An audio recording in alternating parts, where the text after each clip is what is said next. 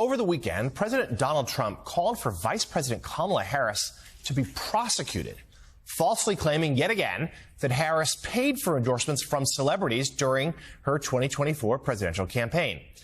In a rant posted on social media, Trump claimed that Beyonce received $11 million, that Oprah got $3 million, and that the Reverend Al Sharpton took home $600,000 to endorse the then vice president. Trump added that they, quote, broke the law. They should all be prosecuted. Trump made similar claims about the vice president earlier this year and late last year. The Harris campaign has consistently denied paying for endorsements. Federal election records show that the Harris campaign did pay Beyonce's production company $165,000 in reimbursements, which is common with large event productions. Oprah has said she was not paid to appear alongside Harris at a live-streamed event in Michigan back in September 2024. Records show production fees of roughly $1 million were covered by the campaign, while Sharpton's National Action Network was paid $500,000 for Get Out the Vote initiatives. Last year, a spokesperson for the Harris campaign explained to Deadline that it was required by campaign finance laws to cover costs associating with holding such events. Joining us now, the president of the National Action Network and host of MSNBC's Politics Nation, the Reverend Al Sharpton. Rev, good to see you. We have a couple questions for you on this, but let's just start simply with the accusation that President Trump has leveled at you. Were you paid for an endorsement? Well, absolutely not. And as the FEC filings say, they helped the campaign, gave funds for Get Out the Vote campaigns for National Action Network, of which I'm a part of, and other civil rights groups, some which got more than National Action Network did. National Action Network, nor I, even endorsed her. What is interesting about this, though, is that the fact that this is the, as you accurately reported, second or third time, lawyers for National Action Network was looking at, can we sue him for defamation? Because he had knowledge this time that there was no endorsement and that I didn't get any money. This went to the nonprofit that I'm connected to. But let's look at the larger picture here. Donald Trump is in very serious problems around this whole question of Epstein. So last week, he was trying to flood the zone to take any pressure off of him and try to put his MAGA base back together again. The fact is, he started by saying he's going to fire the Fed chief. That didn't work. Then he went on to something about tariffs. That didn't work. Then he decided to do what he started his political career on, start race baiting. Which was, he started with birtherism, that Obama wasn't born here. Then he went and released the files now last week of Martin Luther King Jr., some of which are very questionable, and the family was opposed to him doing it. That didn't work. The next day he goes after Barack Obama, saying he ought to be prosecuted. That didn't work. Then he tried something else. Then over the weekend, Kamala Harris, Oprah Winfrey, Beyonce, Al Sharpton. The race card, the thread here is race, and that's what he's trying to do. They're swapping money. They're doing things like Obama was holding back with Russia. It's all about trying to get past Epstein. We have shown in National Action Network and other groups what we did and didn't do in the campaign. Even when I spoke at the convention, I said we don't endorse candidates. We have come with our files. Release the Epstein files, Mr. Trump. Do what we did, or be quiet. Yeah, you're certainly right. The four names in that post, the vice president, Oprah, Beyonce, yourself, very clear what they have in common. John Hyman, let's bring you in on this too. Just this idea, this seems to be, to Rev's point, Trump playing the greatest hits, falling back on some of his, lesser impulses, perhaps, playing with birtherism and the like, but also just shows there's still this frantic nature of trying to throw things against the wall to distract from an Epstein story that's simply not going away. Right. It's the last part of that that matters, Jonathan, I think, which is, I understand why they're frantic, because he's thrown a lot of stuff against the wall, and none of it has done what it normally has done for him, which is to move people along, get people distracted. And usually, the people who are very most easily distracted are those in his base. He's been able to count on that. You think about the range now of what the distractions have been. You've got on one hand, all due respect to Rev, but it's like, on one hand, you're like, hey, those guys, Kamala Harris, who I beat, right, who's no longer a political threat to me whatsoever, who I beat in the election, fair and square, paid endorsers. Who cares? Right. On the other end of the scale, Barack Obama has committed treason and should, by according to the law, if you're guilty of treason, should be put to death. No one cares about that either, because it's kind of self-evident that all of these things are what we've just said. They're all distractions. And the one persistent reality is that the Jeffrey Epstein thing is not going away, because for the first time, Donald Trump is faced with a controversy where he is at odds with the people who have supported him, believed in him, trusted him the most. And they are looking at him going, wait a minute, you're full of crap. You're not making good on this promise, and we're starting to have some questions about it. And that's why it's not going away. I know you're going to talk about probably the Mike Johnson thing, but boy, 80% of the discussion over the weekend on broadcast and cable television was on Epstein, not on any of the rest of these matters. Yeah, and all his efforts to distract, including playing the race card, not working. Hotep, everybody. It is Wednesday, July 30th, 2025, and welcome to a special edition of the African History Network show. I'm your host, Brother Michael Imhotep. So I want to discuss a topic that we talked about a little bit on our Sunday night show from Sunday, July 27th, but I didn't have a chance to get deep into it the way I wanted to. Donald Trump over the weekend called for the prosecution of Beyonce, Oprah Winfrey, Reverend Al Sharpton, Kamala Harris, and Barack Obama. Okay. And this was a post on Truth Social, that should be called Lying Social, from July 26, 2025. Now, this is in an attempt to deflect from the fallout over the Epstein files that won't go away. And Donald Trump said that he claimed in a social media post that Beyonce broke the law by supposedly getting paid $11 million for her endorsement of Democratic presidential candidate Kamala Harris during an October 2024 event in Houston, Texas. But there is simply no basis for Trump's claim that Beyonce received an $11 million payment related to the Harris campaign, let alone for an endorsement. Okay. Also, paying for an endorsement is not illegal. So I'm going to go to this clip here from MSNBC in just a minute. But if we look at, there was a good article from CNN from July 27th, 2025. This fact check from CNN. We're going to go to it. Then I want to go to this clip from Morning Joe that breaks this down, because Reverend Al Sharpton responded to these ridiculous accusations. Okay, so if you look at this piece here from CNN, fact check, Trump calls to prosecute Beyonce based on a non-existent $11 million payment. Based on a non-existent $11 million payment. This is from July 27, 2025, from Daniel Day. Okay, so he made these claims on Saturday, July 26, 2025. This dates back to October 2024. Now, federal campaign spending records show a $165,000 payment from the Harris campaign to Beyonce's production company, which the campaign listed as a campaign event production expense. Now, a Harris campaign spokesperson told Deadline.com last year in 2024 that they didn't pay celebrity endorsers, but were required by law to cover the costs connected to their appearances. Regardless of the merits of this particular $165,000 expenditure, it's far from $11 million. So nobody has ever produced any evidence. Nobody has ever produced any evidence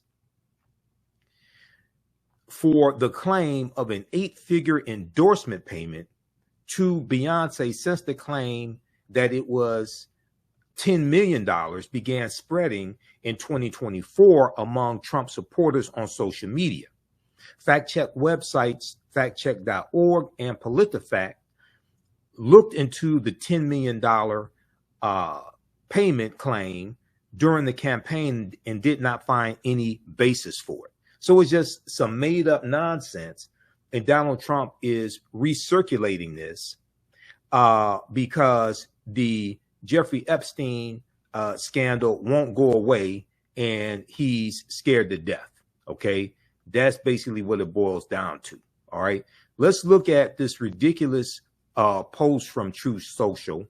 So on Saturday, July 26, 2025, Donald Trump posted on Truth Social, which should be called Lying Social, his knockoff Twitter platform.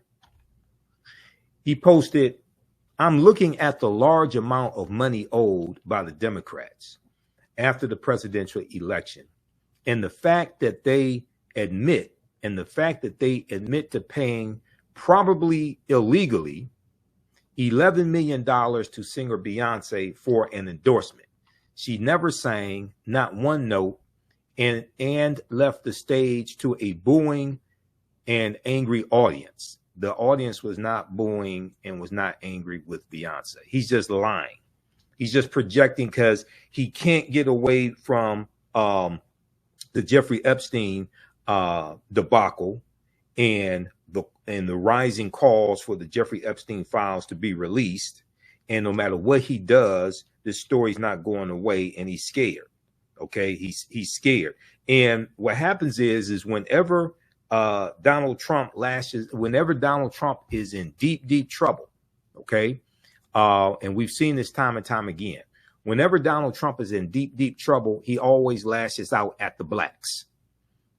This is what happens. And this past weekend, he lashed out at President Barack Obama, Beyonce, Oprah, Reverend Al Sharpton, and called for their prosecution.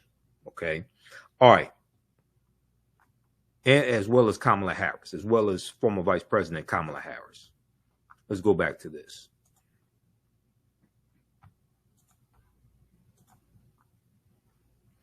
Okay, he said $3 million for expenses to Oprah, $600,000 to very low rated TV anchor Al Sharpton, a total lightweight, and others to be named for doing absolutely nothing. These ridiculous fees were incorrectly stated in the books and records. Now, this is a guy who, Donald Trump is somebody who was found guilty of fraud, 34 counts of fraud when it came to falsifying business records. And he's pointing the finger at somebody else for falsifying business records, but his allegations are totally false. Now, this is the guy that's supposed to be running the country.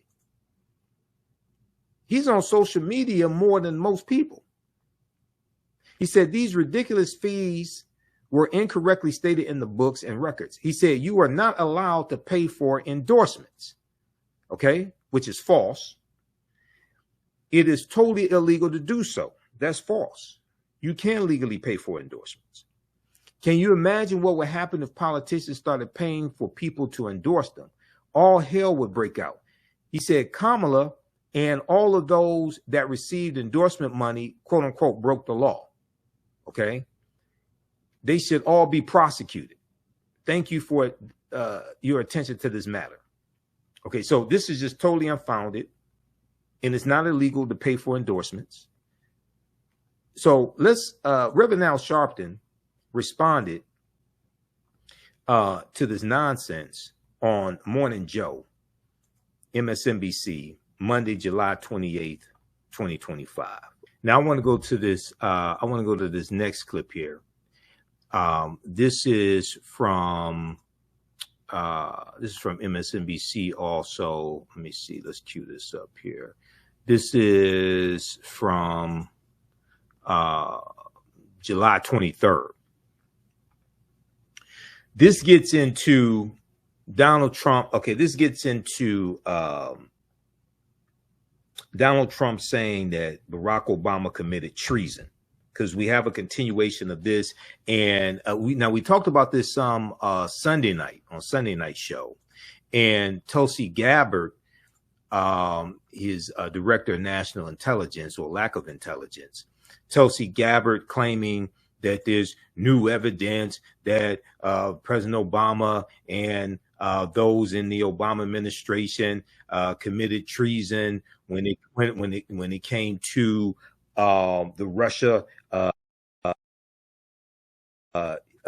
influence in the 2016 or nonsense. Let me show you this piece here from CNN right quick. It's just widely misleading. It's just widely misleading why the administration's latest allegations about the Russia investigation don't add up. Okay.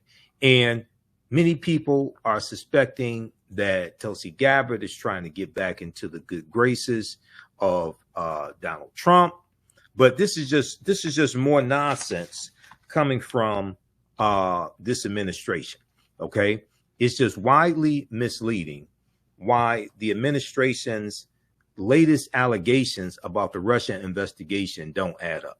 All right. So this is CNN.com. This is from July 22nd, 2025 by Jeremy Herb and Katie Bo Lillis. All right. So Director of National Intelligence Tulsi Gabbard declassified and released, quote unquote, new intelligence documents Friday that she claimed were evidence of a treasonous conspiracy by top Obama administration officials to manufacture the notion that Russia interfered in the 2016 presidential election. Okay. Now, keep in mind, you want to talk about treason. Donald Trump is the one who incited an insurrection, January 6, 2021, to overthrow the government. That was Donald Trump. But the allegations conflate and misrepresent what the intelligence community actually concluded. According to a review of a GOP-led Senate investigation from the year 2020 and interviews with congressional sources familiar with the probe. Now, for those that forgot, Donald Trump was president in the year 2020. Okay? Just like Donald Trump, I posted on my Facebook page a couple of days ago, you know, Donald Trump is calling the whole fiasco around Jeffrey Epstein and the interest in releasing the files. He's calling that the Jeffrey Epstein hoax. He's calling all this a con job. But it was your Department of Justice in 2019 that indicted Jeffrey Epstein. Donald Trump was president in 2019. That was his Department of Justice that indicted Jeffrey Epstein. Jeffrey Epstein died in federal custody on August 10th, 2019. Donald Trump was president.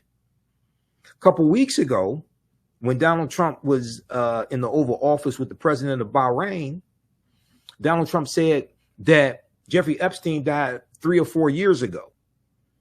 No, he died 6 years ago, and you were president when he died. Donald Trump's Department of Justice indicted Ghislaine Maxwell on July 2nd, 2020. That was Trump's Department of Justice that did that. So you saying all that was a hoax? You saying all that was a con job? He's in deep trouble. And he doesn't know what to do. All right, let me go back to this piece here from CNN. And also on the Department of Justice website, justice.gov. They have, I was looking at it a couple of days ago, they have the press release from the Department of Justice announcing the indictment of Ghislaine Maxwell on federal charges. Okay, so the newly unsealed documents do nothing to undercut the government's core findings in its 2017 assessment that Russia launched an influence and hacking campaign and sought to help Donald Trump beat Hillary Clinton, the sources said. The new allegations from Tulsi Gabbard lean on assessments before the election and statements from Obama-era intelligence officials, finding that the Russians did not alter the election results through cyber attacks aimed at infiltrating voting systems. But the January 2017 intelligence community assessment never concluded that Russian cyber attacks altered the outcome of the 2016 election or compromised any election infrastructure in the first place, though state voting systems were probed. Instead, the assessment focused on Russia's influence campaign ordered by President Vladimir Putin and cyber operations against U.S. and Democratic Party officials, including the hacked emails released by WikiLeaks. Remember Donald Trump on the campaign trail saying, "I love WikiLeaks"? He mentioned WikiLeaks over 100 times on the campaign trail in 2016. Quote, these are two different things. Cyber attacks on infrastructure and hacking the DNC, which they're conflating in an attempt to make it a political point, said a former senior congressional source familiar with the Senate review. It's just widely misleading on its face, quote unquote. It's just widely misleading on its face. We also know that bipartisan Senate intelligence report, Senator Marco Rubio, who is now the Secretary of State, he signed off on that, and he signed off on the conclusions. Okay, so all of this is just some made-up nonsense. All of this is just some made-up nonsense coming from the Trump administration once again. In 2020, a bipartisan Senate Intelligence Committee review agreed with the intelligence community's conclusions on Russia's election interference and Putin's role directing the effort. Multiple congressional sources familiar with the Senate report said that Tulsi Gabbard is trying to lean on intelligence assessments that no voting systems were breached to falsely make a broader leap that a Russian influence and cyber campaign did not occur. The Senate review included interviews with the intelligence analysts who drafted the report, none of whom reported any political interference, the congressional sources said. Okay. All right. So read the rest of this piece here from CNN that gets deep into it. This is just more nonsense. All right. I want to go to this other clip here from MSNBC that deals with Trump. Trump is still jealous of Obama's popularity as he lashes out amid Epstein fallout. Okay, and this is from MSNBC. This is from July 23rd, 2025. Let's go to this clip here. Give us a thumbs up, give us a heart, give us a like on this broadcast. How's everybody doing? Welcome to a special edition to the African History Network show, special edition of the African History Network show. I'm also going to let you know about my new online history class that starts up this Saturday, August 2nd. African empires, the Moors, and the transatlantic slave trade, 5000 BC to 1800 AD. And this is a topic here dealing with Trump attacking Obama, Beyonce, Kamala Harris, Sharpton, that I did not get a chance to get into like I wanted to this past Sunday on the African History Network show, because we did 3 hours and I had a lot to get to. All right, let's go to this clip. I want to bring in Peter Baker, chief White House correspondent for the New York Times and MSNBC political analyst. Chuck Rosenberg is former U.S. attorney former senior FBI official and an MSNBC legal analyst. With me here in studio, former Washington Post national columnist Philip Bump, and Michael Hardaway is former communications director and spokesman for House Minority Leader Hakeem Jeffries. Okay, let's start with the law, Chuck. Gabbard says the information she's put out amounts to, and these are her words, new evidence of the most egregious weaponization and politicization of intelligence in American history. Is that what you see? Well, good for her, Chris. I mean, waving a document in front of a television camera doesn't make it authentic or valid or truthful or accurate. And this may sound incredibly quaint, but if you actually want to charge someone with a crime, try them and convict them, you need this pesky little thing called evidence. And evidence under the federal rules would have to be reliable, relevant, and admissible.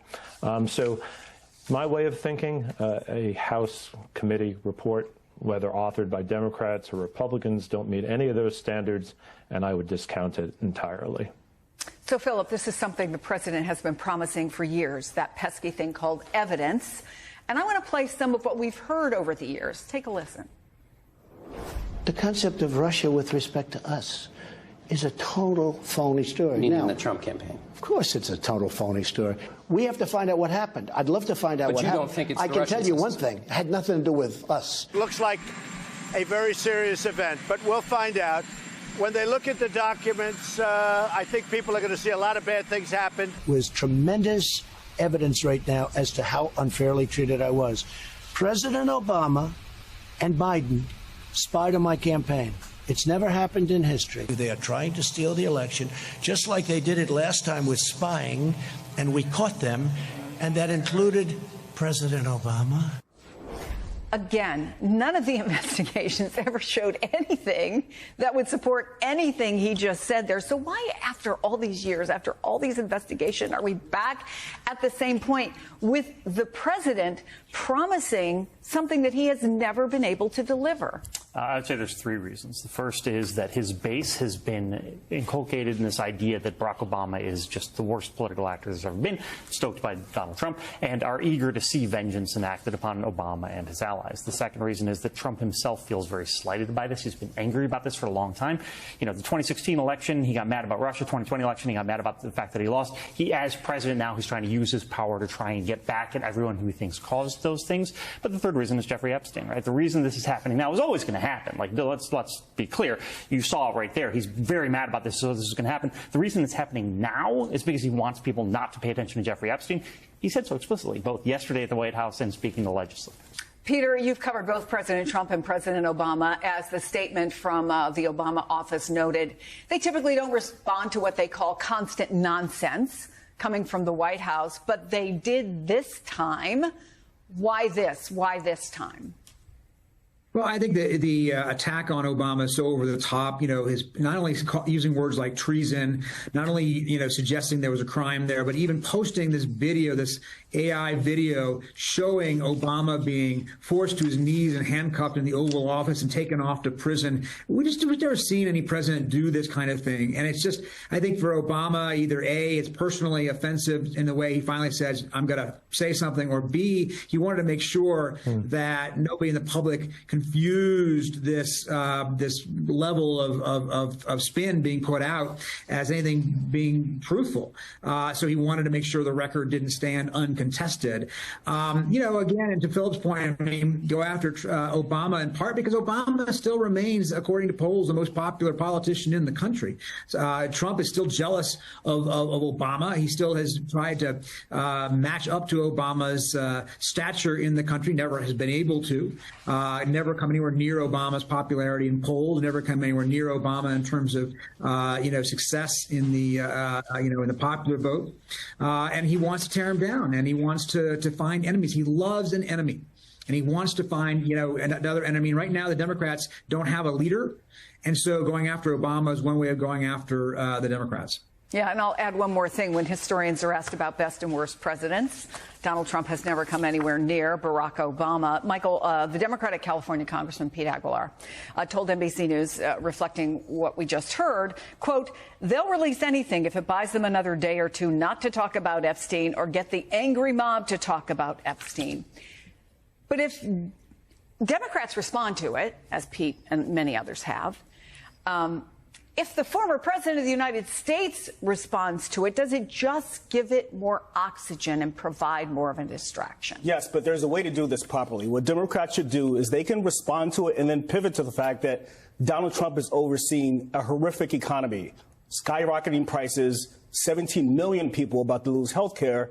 Every other cost is rising, and Donald Trump is talking about the former president, whom he's been jealous of for at least 10 years, when, if you remember, Barack Obama roasted him during the dinner, and he's been jealous of him since.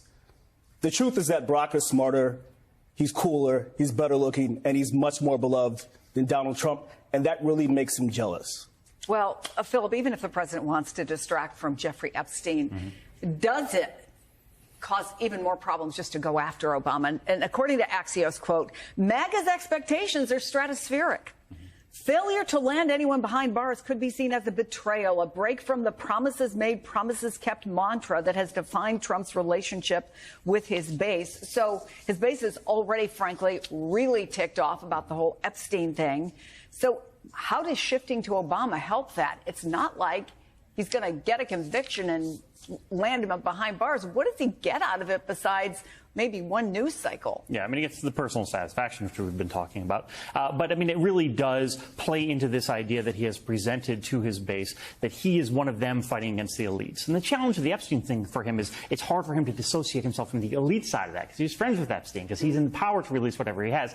On this, though, he can come back to the side where he feels comfortable, where his base wants him, which is we're punching at all of the enemies of real Americans, and that includes Barack Obama and so on and so forth. So, yes, this is not going to end up with Barack Obama probably facing trial, for God's sake. I mean, you know, who knows what happens with the Justice Department, and we're in really toxic territory. I think it's important to note that as well. Nothing's going to happen legally for Barack Obama here, but Donald Trump is going to just say that, well, it's because of someone else. It's someone else's fault, as he always does, as he's done for each of the 4 investigations that you pointed out. You know, like his special counsel he appointed found nothing, and they all just move past it because it's always someone else's fault. It's not Trump's fault, and I think that's the play here. So, Chuck, this criminal referral that Tulsi Gabbard has made to the Justice Department, is it more of a political exercise than a legal one? Oh, absolutely. It doesn't really carry any legal weight. It doesn't bind the Department of Justice to do anything. Frankly, Chris, when you walk out of the studio this afternoon, you can make a criminal referral on me if you so choose, and it would have about as much meaning as the one that Tulsi Gabbard made. The Department of Justice, when acting normally, to Philip's point, and I've worked under Republican and Democratic presidents and Republican and Democratic attorneys general, would look at the referral, but they would make their own independent assessment, their own independent judgment of the evidence. Again, there is that pesky word. In order to charge somebody, you need a reasonable probability of conviction. In order to have a reasonable probability of conviction, you need valid and admissible evidence. And so referrals don't really mean anything, and I wouldn't give it all that much sustenance. Michael, we heard Trump heap praise on Gabbard for her work last night, but only after those previous reports, frankly, that questioned her future in the administration. Listen to this. Director of National Intelligence. Oh, where's Tulsi? She's like hotter than everybody. She's the hottest one in the room right now because she found out with certainty. I think we knew it before, in all fairness, Tulsi. But now you have certainty. She has all the documents. She has everything that you need. And she found out that Barack Hussein Obama led a group of people and they cheated in the elections, and they cheated without question. But if it doesn't result in anything, and if the MAGA base gets mad again, is she just trading short-term praise for long-term problems? Because it will not be Donald Trump's fault if it doesn't come to fruition. That's for sure. This is like that movie Idiocracy. Like, they're all just bending the knee to this guy and pretending like he knows what he's talking about. I think that this is only temporary. He'll be mad at her again this time next week, and then she'll have to lie again to make him feel better. This is no way to operate for any government, much less the U.S. government, much less the person in charge of national intelligence in this country. Well, talking about the way to operate, Peter, this is another example of the federal government using time and taxpayer money and manpower to investigate things that have already been investigated. Is there not real stuff to focus on? Yeah, lots of stuff to focus on, of course. But you're right. I mean, look, this has been an obsession of his for a long time. And if there had been any there, presumably they would have found it in the 4 years they had after Obama left office, and they didn't. There were critiques of how the investigation was handled in terms of using the Steele dossier in some warrants for the FISA court and so forth. Those were addressed and certainly of concern to a lot of people. But the broader conspiracy that Trump is alleging here has never had any foundation. Remember, Trump has been predicating his political career since the beginning on spreading lies about Barack Obama. This is not new. He started on the national stage, in a way, by saying that Barack Obama was not born in the United States when he knew that wasn't true. He said he sent investigators to Hawaii to find it out, which he never did. And only eventually in 2016 did he finally admit that, yes, Obama was, in fact, born in the United States. So he is willing to say and do all kinds of things. And the only person who actually tried to overturn an election in recent years, who was president of the United States, is, of course, Donald Trump in 2020, when he repeatedly pressured his own vice president, his own Justice Department, Republican governors and state legislators to overturn the certified election results that had gone against him. Nobody else has ever been, has done that. But what he's trying to do here is by clouding the water, saying, well, they tried to cheat, therefore people don't assume that he tried to cheat, or they can take their pick and say, well, our cheaters are better than their cheaters or whatever. But in fact, only one president in recent history has tried to overturn an election, no matter what he says. From Chris Jansen's show on MSNBC, July 23rd, 2023. Okay, so that was from Chris Jansen's show on MSNBC, July 23rd, 2023. So check out that clip as well. Now, the crazy thing about all of this, and if we look here at this piece from CNN, immunity for me, not for thee. Trump's flip on prosecuting former presidents. Because remember, the Supreme Court, Donald Trump's challenge leading up to the, November 2024 presidential election. Donald Trump challenged a president has to have complete immunity against criminal prosecution, right? So the U.S. Supreme Court ruled that presidents have immunity when carrying out their duties against criminal prosecution. So that immunity would also extend to President Barack Obama against criminal prosecution. Donald Trump seems to have forgotten that, even though he claimed previously to have one of the world's greatest memories, okay? Like in the 2020 campaign cycle, okay? He claimed to have one of the world's greatest memories. Immunity for me, not for thee, Trump's flip on prosecuting former presidents, okay? This is very interesting. This is from July 23rd, 2025 by Aaron Blake.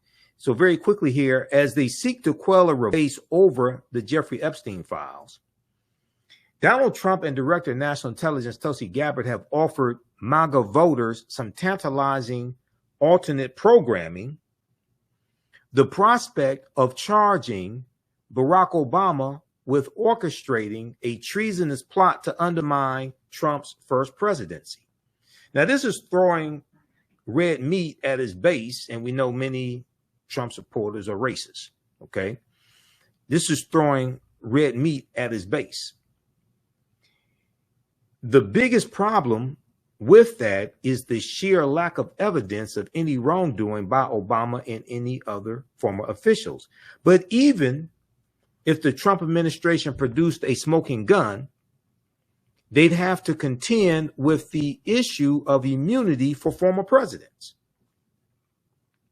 Backing up a second, the idea Tulsi Gabbard has promoted is that Obama pushed for manufactured intelligence about Russia's interference in the 2016 election to undercut Trump before he took office. The whole thing rests on a series of conflations and misleading claims. Okay. They talk about Marco Rubio, Senator Marco Rubio at the time in the major 2020 Senate report, signing off on that. And the biggest findings in that intelligence have been affirmed over and over again, including by Republicans and including by Trump's now Secretary of State, Marco Rubio. If people who said this stuff engaged in a coup, wasn't Senator Marco Rubio also complicit? Okay. But again, even if we set all that aside, there's the problem that Obama might well be immune from any such prosecution, thanks in small part to Trump himself. Okay. Trump and company spent much of 2024 arguing that presidents should be immune from virtually any criminal charges. Virtually any criminal charges. And they succeeded in large enough part at the Supreme Court that it seems unlikely their allegations, even if merited, could result in criminal prosecution of former President Barack Obama. All right. So check this out also. It's CNN's website, CNN.com. It's just widely, oh no, this is immunity for me, not for thee. Trump's flip on prosecuting former presidents. Okay. Now this came up. This was brought up to Caroline Leavitt, the dumbest White House press secretary. And I thought you couldn't get dumber than Sarah Huckabee Sanders. Oh my God, Donald Trump scraped the bottom of the barrel for this idiot. Here's what happened when a reporter from NBC News asked her this question. Let's go to this clip here. And this is actually from Fox Live. This current president is the one who brought the case to the Supreme Court, and Chief Justice Roberts made clear in his opinion that a sitting president's responsibilities in office cannot lead to prosecution, immunity. So what is it the President Trump wants regarding President Obama, given that fact? And the special counsel at the time, Durham, when that Supreme Court matter was not in effect, could have charged anyone and did not. So on those 2 points, how do you respond? Look, the president has made it clear that he wanted these documents to be declassified. He wanted the American people to see the truth, and now he wants those who perpetuated these lies in this scandal to be held accountable. As for what accountability looks like, as the director said, it's in the Department of Justice's hands, and we trust them to move this ball forward. But you would agree President Obama cannot be charged based on that immunity? Again, I'll leave that to the Department of Justice. Okay, Caroline Leavitt didn't want to say. I don't think they really thought this through. They're just trying to. So you see, Caroline Leavitt didn't want to say that, oh, President Barack Obama is immune from criminal prosecution, just like Donald Trump claimed he's immune from criminal prosecution. Okay, for actions taken as president. They're in deep stuff. They're in it deep, and they can't get away from this, and it's getting worse and worse day by day. All right. Okay, so check out those articles. Be sure to register for my new 10-week online history class that starts up Saturday, August 2nd, 2025. It's 4 p.m. Eastern Standard Time. Visit our website, AfricanHistoryNetwork.com, AfricanHistoryNetwork.com. Scroll down the page. So be sure to join us Saturday, August 2nd, 2025 for my new 10-week online history class, Ancient Empires, the Moors, and the Transatlantic Slave Trade, 5000 BC to 1800 AD. This is a 10-week online history class. It's a very visual class. We'll deal with thousands of years of history and what leads up to the transatlantic slave trade taking place also. So we'll deal with ancient African empires, not just ancient Kemet, but also we'll talk about Kush. We'll talk about Napata. We'll talk about Axum, Merowe, Great Zimbabwe, Ghana, Songhai, Mali. We'll talk about a number of great African empires, Carthage, where modern day Tunisia is as well, and talk about Hannibal Barca. We'll deal with ancient Kemet, ancient Egypt, and we'll go throughout history. We'll look at a chronology of history and deal with the African Moors that take the teachings from the Nile Valley region of Africa into Europe. And this is going to bring Europe out of the Dark Ages as well. And then we'll deal with the origins of the transatlantic slave trade going back to the mid 1400s, okay, going back to 1441, and the Portuguese being the first ones involved, and the Spanish right behind them. And we're going to see how all of this unfolds, and how the teachings that the Moors take into Europe bring Europe out of the Dark Ages, and everything that we taught Europeans came back to kick us in the behind. We're going to see the role of the Christian church, with the Doctrine of Discovery, 1452, Pope Nicholas V, and things like the various papal bulls that sanctioned the Portuguese and the Spanish to conquer non-Christian people. So we're going to see how all this unfolds. And also we'll look at Spanish conquest of the Aztec Empire, Spanish conquest of the Incas, and we look at Christopher Columbus and what Columbus conquers on his 4 voyages, because some of the areas that are in the news today, whether we talk about Haiti, whether we talk about Cuba, whether we talk about Puerto Rico, things like that, these are all islands that or nations that Christopher Columbus conquered on behalf of the Spanish. Okay. And we're going to see this fight between different European nations. We're going to see this fight between different European nations over these islands. So we see that the island of Hispaniola, where Haiti and the Dominican Republic were conquered by Christopher Columbus in the 1490s, right around 1494. But the Spanish and the French were fighting over that territory for so long that it becomes, because of a treaty between Spain and France, the western third of the island of Hispaniola becomes a French colony in 1697. And the French are going to call it Saint Dominique. And this is where the Haitian Revolution is going to take place in 1791. Okay, so we're going to go throughout history and see how all of this unfolds. This content is PG-13, so you can use this with your children as well. There's a class lesson plan that you can download also. There are 200 slides that we look at in the class. The 200 slides, there are numerous books that we reference. There are 15 books that we reference in the class. Also, we're going to update this lesson plan, but you can register for the class. You'll get 5 of my lectures in digital download format, also free. This class is on sale, $80. And we look at 80 to 100 articles.